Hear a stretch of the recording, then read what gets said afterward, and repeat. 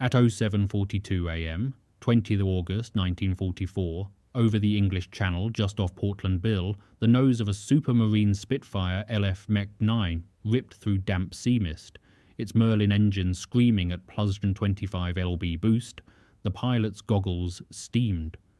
Below him, the radar scatter of V1s had faded, but the threat of interceptors remained. With every foot of climb, he fought the chill air at 13,080 and the levers in the cockpit that begged caution.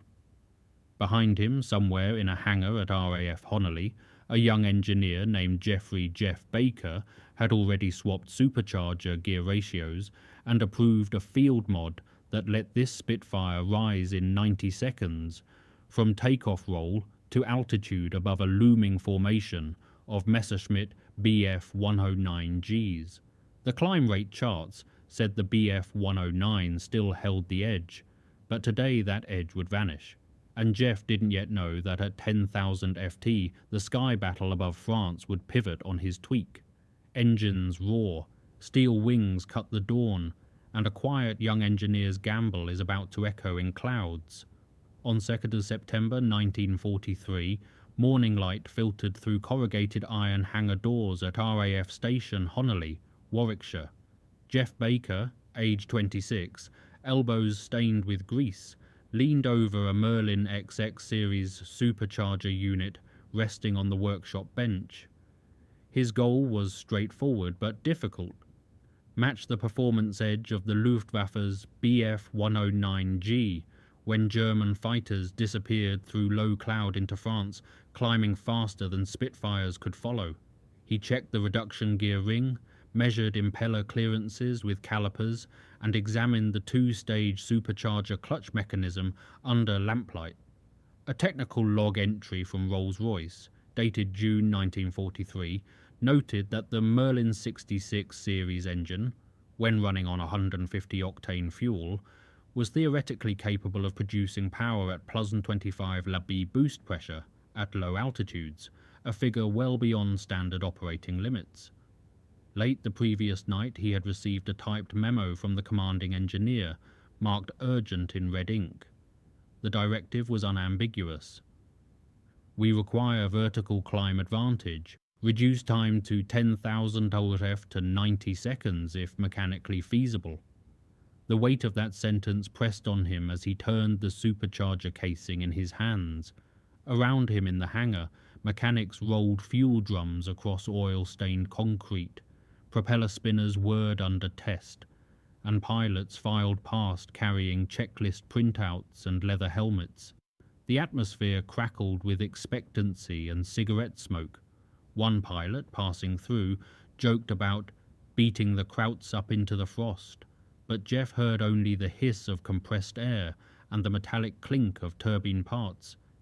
He tightened the last ring bolt with a torque wrench, wiped soot from his brow, and glanced at the official climb chart taped to the hangar wall. The chart showed that a Spitfire Mch-9 at standard loaded weight achieved approximately 3,250 feet per minute climb rate at 15,000 feet altitude. He wondered quietly whether they could push that figure to 4,500 feet per minute, whether they could beat the Bf 109's climb angle in the critical low-altitude intercept envelope. A small voice inside him said yes, and that voice would pull him into calculated risk. By late afternoon that same day, Flight Lieutenant Alan Ward strode into the briefing room at Honiley, boots echoing on the linoleum floor. He was told he would fly the first production Spitfire equipped with Geoff Baker's modified Merlin supercharger gear assembly and approved for 150-octane fuel. The squadron was No. 1 Squadron RAF, preparing for operations over northern France. The enemy was identified, the Messerschmitt Bf 109 G6 of 8, Staffel, known for rapid climbs to intercept Allied bomber formations. Intelligence reports suggested German fighters were achieving climb rates approaching 5,000 feet per minute below 10,000 feet. To the assembled pilots, it sounded like science fiction. Climb to 20,000 feet in under 2 minutes. The squadron engineer stood at the blackboard and displayed the performance table. At sea level, the Merlin 66 engine, cleared for +25 lb boost, could theoretically develop 1,860 horsepower, substantially above the 1,580 horsepower standard rating. Ward leaned forward across the briefing table, voice low and deliberate. "If we can get height before them, gentlemen, we dive straight at their 6 o'clock." He tapped the table where climb rate improvements were noted in chalk. 3-stage supercharger, high-octane fuel, revised gear ratios. The room fell quiet except for the rustle of maps and the scrape of coffee mugs. The tension was palpable. Geoff stood at the back of the room near the doorway, watching the pilots nod, hearing their hushed discussions of life or death, measured in seconds and feet. He thought about the rivets holding the supercharger casing, the coolant flow pathways, the structural risk of sustained operation at +25 lb boost. A maintenance mechanic had told him the previous evening. Drive gear might fracture under sustained load. Supercharger shaft might shred itself under 18 pounds boost pressure.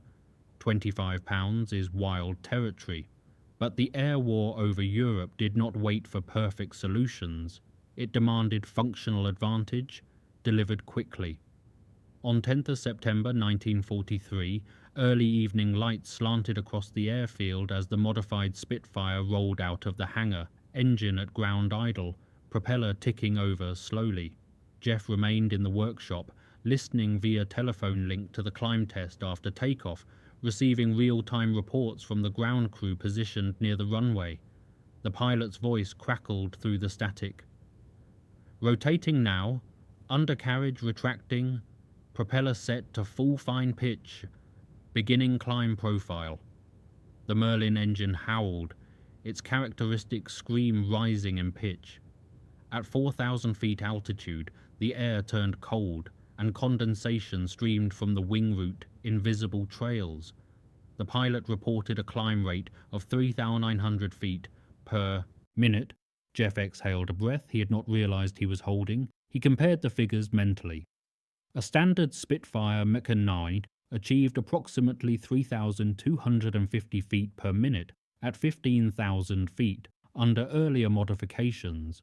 The stopwatch on the workshop bench recorded 4,400 feet altitude at 65 seconds from brake release to climb out. The digits felt surreal in their significance. He saw his engineering future measured in those numbers. But then came tension. At 12,000 feet altitude, the engine emitted what the pilot described as a buzzing vibration. The mechanic monitoring the radio circuit picked up crackling interference and a terse transmission. Engine temperature rising, possible jump condition detected, maintaining climb speed at 255 miles per hour indicated. The pilot trimmed the throttle lever slightly to avoid exceeding boost limits. The risk spectrum loomed: drive gear tear up, propeller pitch mechanism seizure, cylinder detonation knock. Geoff knew they were operating on the edge of mechanical tolerance. The aircraft leveled off after reaching 18,000 feet in 4 minutes 10 seconds, an impressive performance, but not quite the 90-second climb to altitude claimed in the initial projection. Yet the climb angle was measurably steeper than many recorded Bf 109 trajectories. The test flight concluded. The engine was shut down and immediately inspected. The supercharger drive gear showed measurable wear patterns and elevated friction scarring. Geoff, standing beside the aircraft as mechanics removed inspection panels, said simply, "We push further." In late 1943, RAF intelligence intercepted and decoded a Luftwaffe technical assessment report. The document indicated that the Messerschmitt Bf 109 G6 achieved climb rates between 4,500 and 5,000 feet per minute below 10,000 feet altitude. Above that threshold, the aircraft's single-stage supercharger lost efficiency rapidly. The RAF Air Staff, reviewing the intelligence summary in London, demanded immediate climb performance advantage. Geoff Baker was summoned to the Air Ministry's Performance Analysis Cell at the Royal Aircraft Establishment, Farnborough, in a grey-lit conference room with tall windows overlooking the test airfield. Charts from RA engineers showed altitude versus time, comparative climb angles, and critical altitude crossover points traced in coloured pencil.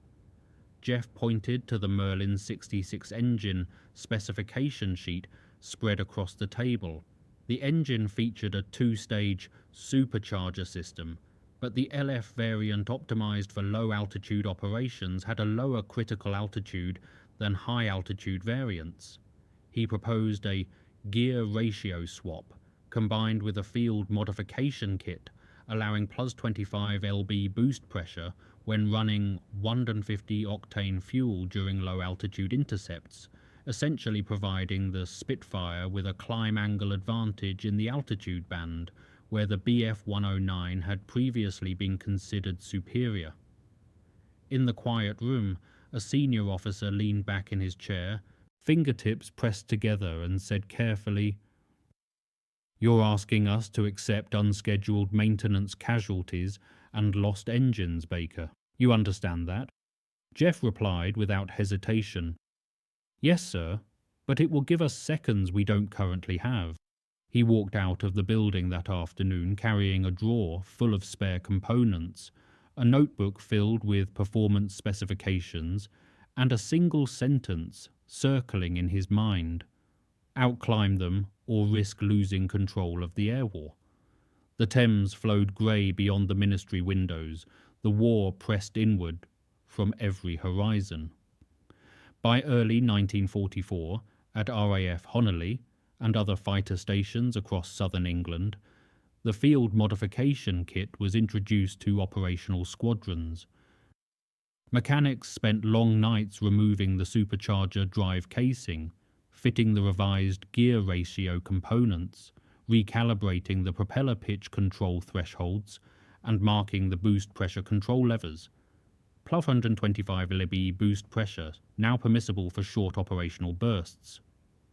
Fuel drums, stenciled 150 grade octane, were trucked in under tarpaulins and stored in guarded fuel dumps.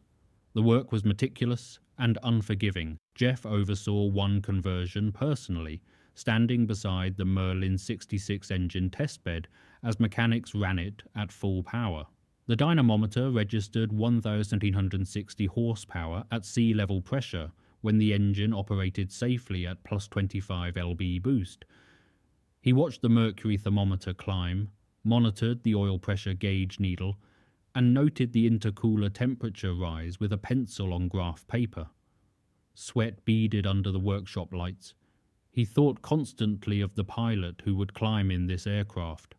Every mechanical link his modified gear touched could fracture under load. Meanwhile, across occupied Europe, the Luftwaffe fielded the upgraded Bf 109 G10, equipped with MW50 methanol water injection, enabling approximately 1,800 horsepower at low altitude and maintaining high climb rates. The performance margin between the two aircraft remained thin. The RAF needed the Spitfire to climb from sea level to 20,000 feet in under approximately 3.5 minutes. Geoff held that stopwatch interval in his mind like a talisman. He knew that every second mattered. That altitude advantage translated directly into tactical positioning, and that positioning determined survival. On 16 June 1944, during the intense phase of V-1 flying bomb attacks against southern England, Spitfire squadrons equipped with the upgraded Merlin 66 engines and 150 octane fuel scrambled for low-altitude intercepts. A Rolls-Royce internal memorandum titled "Interim Report, Service Trials of Merlin 66 Engines Operating at plus 25 lb boost pressure" recorded pilot feedback as most favourable, but included technical warnings of occasional backfires and measurable gear drive wear after sustained high boost operation.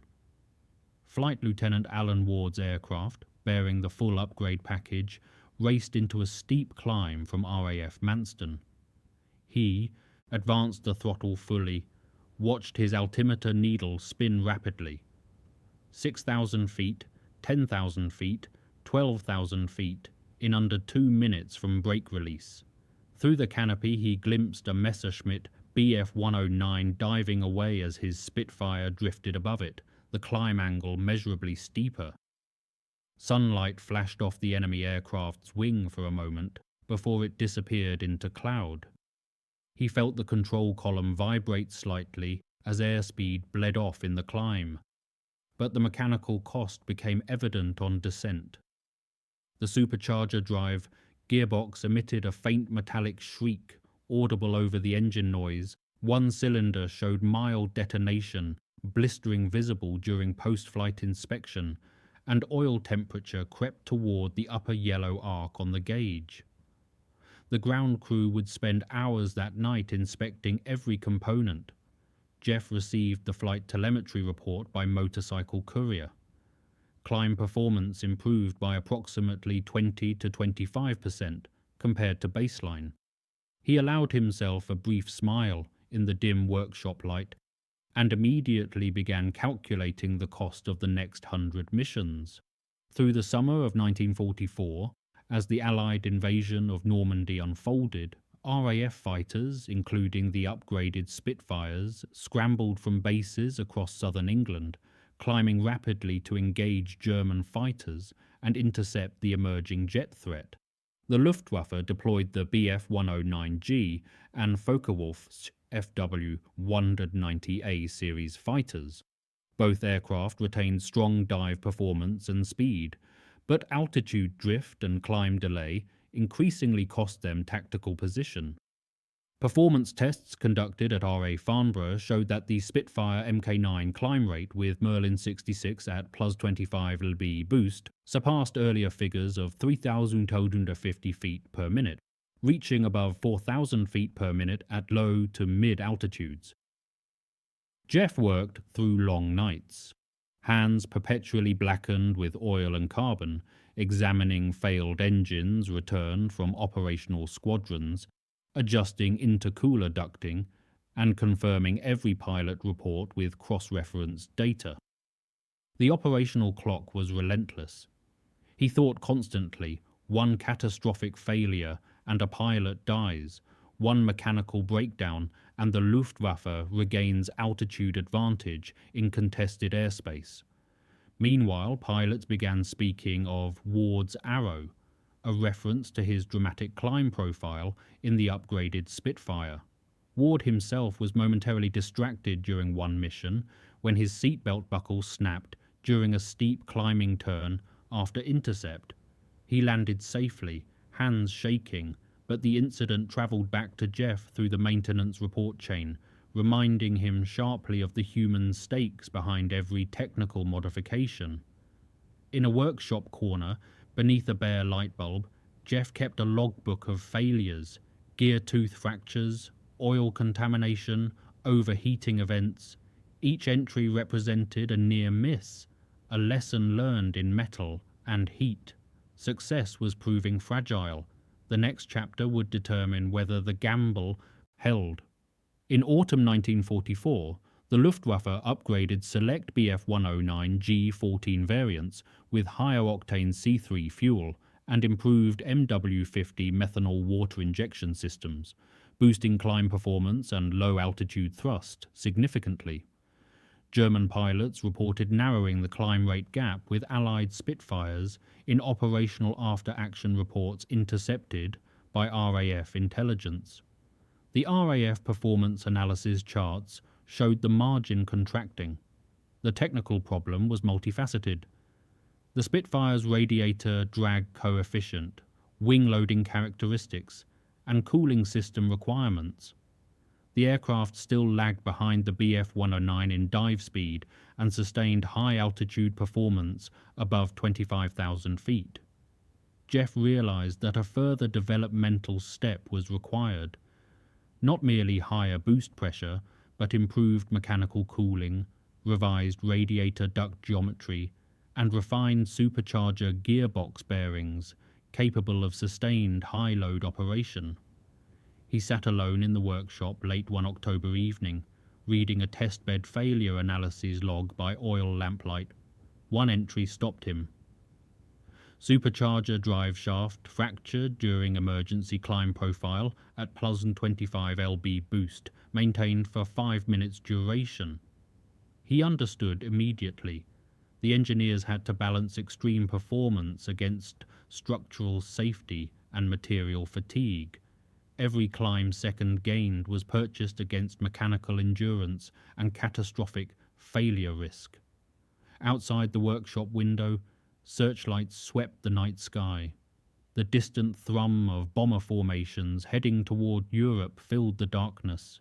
Geoff returned to his calculations, adjusting bearing tolerances on paper, sketching heat dissipation pathways, questioning every assumption. The race was escalating. The turning point was approaching. On 28th of October 1944, dawn broke cold over RAF Manston, England. The mission target, a German airfield at Beauvais-Tilley, France, suspected of harbouring Bf 109 interceptor units. Ward's Spitfire, serial number MJ345, sat on the hardstand equipped with the latest field kit upgrade. Geoff stood at the edge of the dispersal area, stopwatch in hand, engine cowling half warm, exhaust stacks ticking as residual heat dissipated.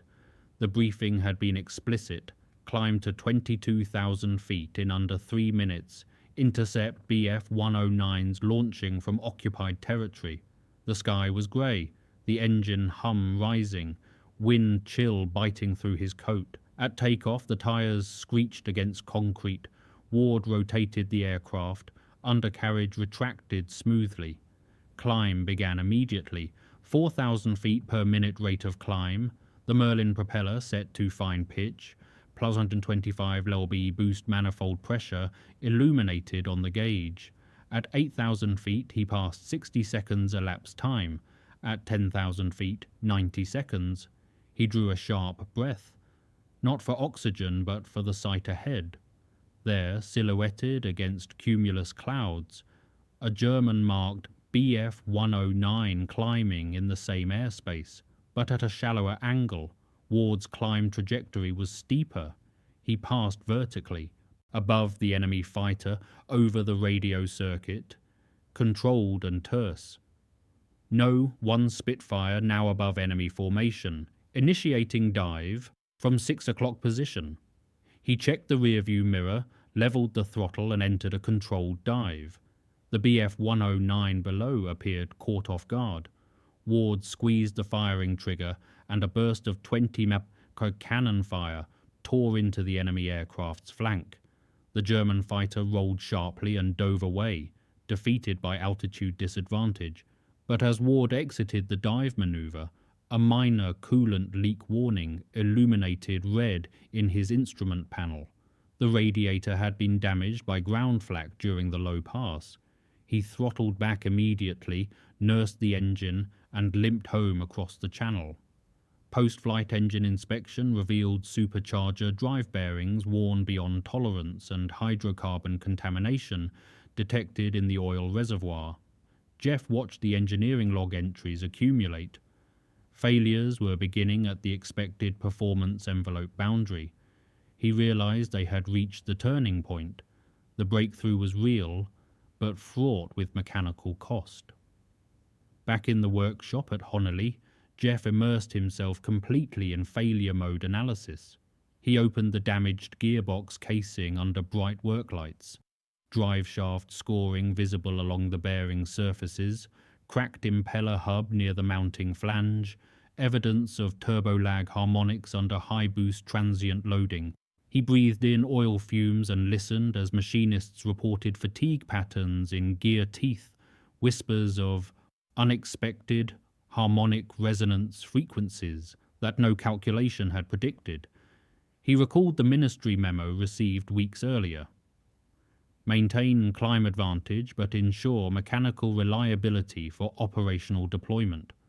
He returned to the supercharger testbed, experimenting with shorter bursts of +128 lb boost.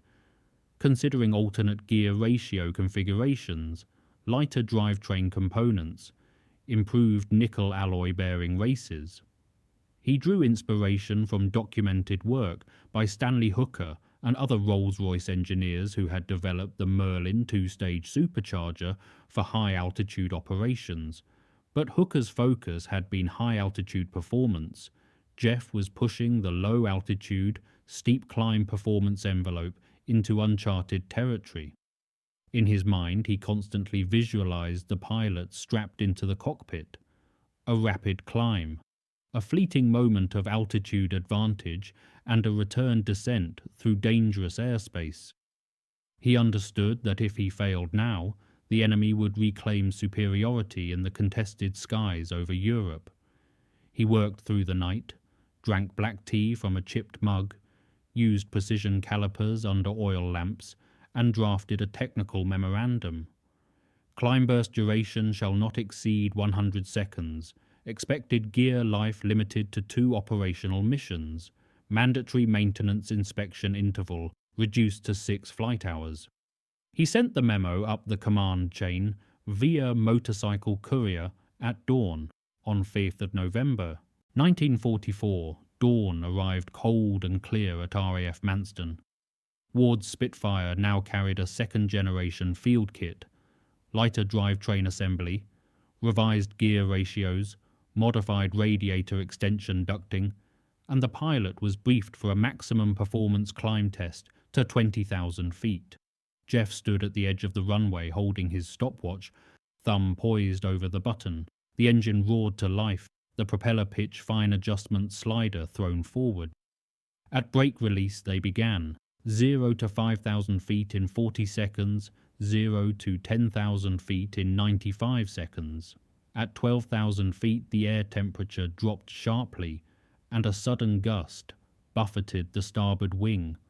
At 15,000 feet the pilot heard a faint screech from the radiator assembly, and several gauges flickered momentarily. He held course, trusting the modifications. 18,000 feet, 100 seconds elapsed. 19,000 feet, 102 seconds. He pulled the nose up and reached 20,000 feet altitude in 110 seconds from brake release. He leveled off, wiped condensation and sweat from his face, and stared downward at the patchwork fields of England receding below. Ground crew radio transmission. Engine parameters stable, oil temperature normal, recommend post-flight inspection of drive bearings. Back in the hangar, Geoff watched the stopwatch reading settle, still comfortably under the ministry performance target. The official test report recorded later that afternoon. Climb from brake release to 20,000 feet at nominal combat weight achieved in 1 minute 50 seconds at plus 25 low-B boost pressure. Gear life acceptable for 2 operational missions. Routine detailed inspection required immediately post-mission. The altitude advantage was real and measurable.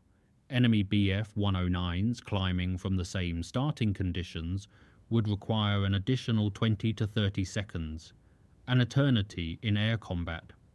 As the pilot taxied back to dispersal, he gestured thumbs up through the canopy.